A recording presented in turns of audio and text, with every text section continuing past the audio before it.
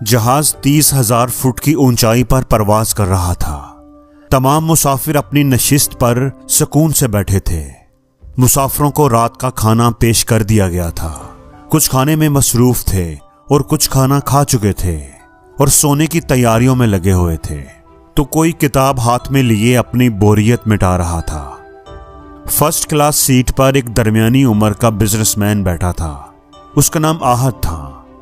वो चंद मिनट पहले ही खाने से फारिग हुआ था और अब थकन की वजह से उसकी आंखों में नींद तारी थी। वो सोने के लिए अपनी सीट को एडजस्ट कर रहा था। थोड़ी देर बाद ही उसने आंखें बंद करके सर सीट की पुश्त से टिका दिया। वो अभी गनूदगी की कैफियत में था कि जहाज को एक जोरदार झटका लगा और एकदम सारी लाइट्स जल उठी।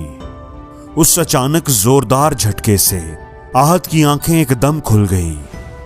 लग रहा था कि जहाज के साथ कोई हादसा पेश आ गया है। इमरजेंसी सायरन बजने लगा था।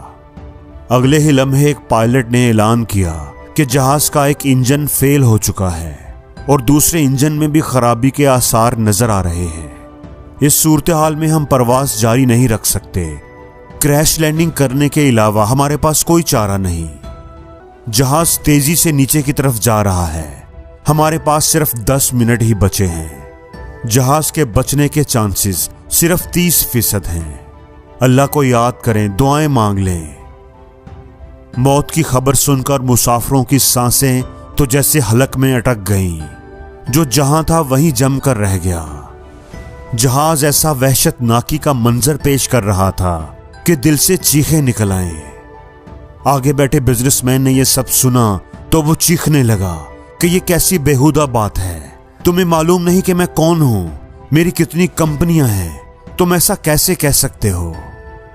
पायलट ने यह सुना तो उसकी बात दरमियान में ही काट कर बोला, जनाब, चीखने चलाने का कोई फायदा नहीं।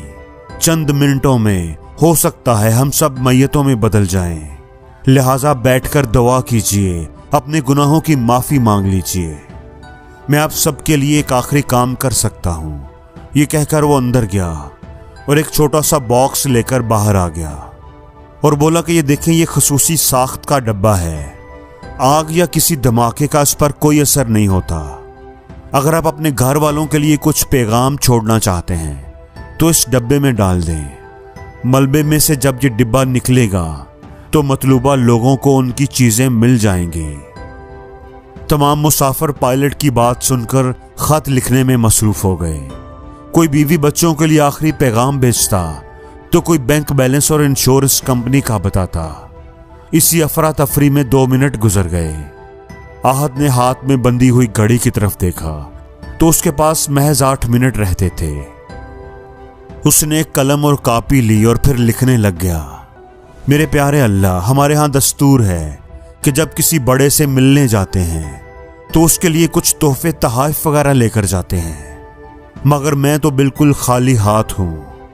मैंने अपनी जिंदगी के 40 साल किस तरह जाया किए, मुझे आज ये सोचते हुए और बताते हुए बहुत तकलीफ हो रही है। 12 साल तो मैं तालीम के पीछे ख्वार होता रहा। तकरीबन 12 साल तक तो मैं सोता रहा और बाकी जितना वक्त इस दुनिया में मैंने गुजारा वो भी दुनियादारी की नजर कर दिया। आखिरत का ख्याल तो मुझे छूकर भी नहीं गुजरा होगा। आज जहां जितने भी लोग मौजूद हैं, हो सकता है कि वो अपने नेक अमाल के साथ यहां पर हाजिर हों, लेकिन मैं तो सरासर नदामत लेकर आ रहा हूं। मुमकिन है कि यहां मौजूद सब मुसाफिरों में से मैं ही सबसे ज्यादा गुनाहगार हूं और शायद आज मेरे ही गुनाह सबको ले डूब रहे हों। ऐ मेरे मालिक, मैं तुझसे माफी मांगता हूं उन तमाम गुनाहों की जो मैंने जानबूझकर किए या अनजाने में किए। आहत की आंखों में आंसू थे। उसका कलम तेजी से चल रहा था।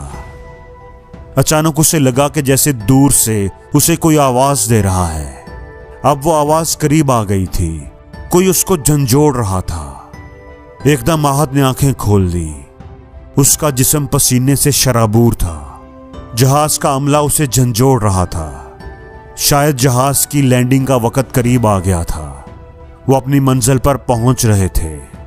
जहाज में सब कुछ नॉर्मल था। जहाज पुरस्कून फजा में परवास कर रहा था। वो एक ख्वाब था, मगर उस ख्वाब ने उसे ख्वाब से जगाकर हकीकत से रोशनास करवा दिया था। दोस्तों, मौत बताकर नहीं आती कि मैं आ रही हूं, तैयारी कर लो, बल्कि वो तो किसी भी वक्त आ सकती है। इसलिए उसकी तैयारी के लिए रोज कुछ न कुछ एहतमाम जरूर करना चाहिए।